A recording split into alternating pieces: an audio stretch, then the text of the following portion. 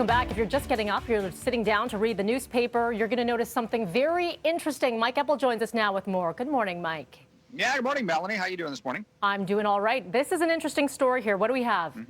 Well, the three of the four daily newspapers in the city have blank front pages this morning with a little caption at the bottom saying, what if you didn't have access to news?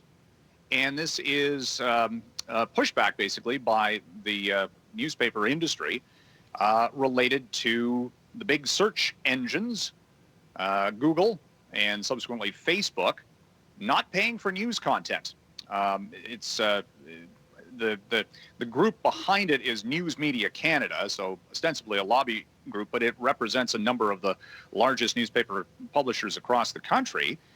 And this is coming to a head related to paying for content through the internet and what's going on in Australia right now, because Google is threatening to block search access in Australia because Australia's government is working on a news media law that would force Google and Facebook to pay for news content. The News Media Canada organization, and this is in discussion, this is in debate right now in Ottawa. We're looking at new media rules and regulations.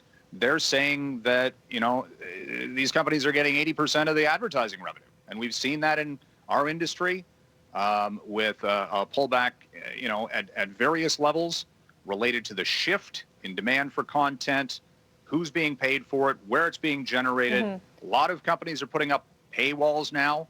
You know, you do have to pay for journalism, and that is at the forefront this morning, certainly in the Toronto. And I'm curious to see if There they it is, did Mike. this. We've got There the it image is, up yeah. there, yeah. And I'm wondering if this was Toronto specific or if they've done this in other cities across the country. Yeah, we'll be watching that one. I'm guessing they did, but yeah, we'll see as we go through the morning. Especially when we look to local journalism, which is so very important right now, and it's an ongoing conversation how people are consuming. That's for sure. We're in a pandemic. We need more information and access to it than ever before. 100%. Agreed.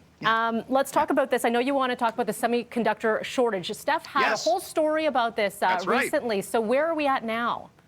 General Motors shutting down its Cami automotive plant in Ingersoll for at least a week, maybe longer. Don't have enough computer chips. I did a download in my pickup truck last night. It's a computer on wheels. I got this message on the dashboard. It says you need to do a download. I'm like, what? Huh? Okay, exactly. They're literally computers on wheels nowadays. These are not your 57 Chevys. Oh, Mike, the times they are a-changing, hey? I know, and I can't fix it myself anymore. Not that I could anyway, but that's besides the point. That used to be fun, I'm guessing. Anyway, look, this is a problem, and the dealers, if you look around, the inventories were already low because car and truck sales were really strong last year, as it turned out. 0% interest rates, right? So this is going to be an issue. Certainly, if you can't sell what you don't have, that hits your bottom line. So. Absolutely, Mike. All right. As always, appreciate your time. We'll talk to you again tomorrow, and it'll be Friday. Yes, it will. All right. 6:15 is your time right now. Thank you so much, Mike. Coming up next, Peel Region among one of the areas heading back to school for in-person learning not until February the 16th, and no doubt that was via consultation with public health. So we talked to the man behind them, Dr. Lawrence Lowe. He joins me up next.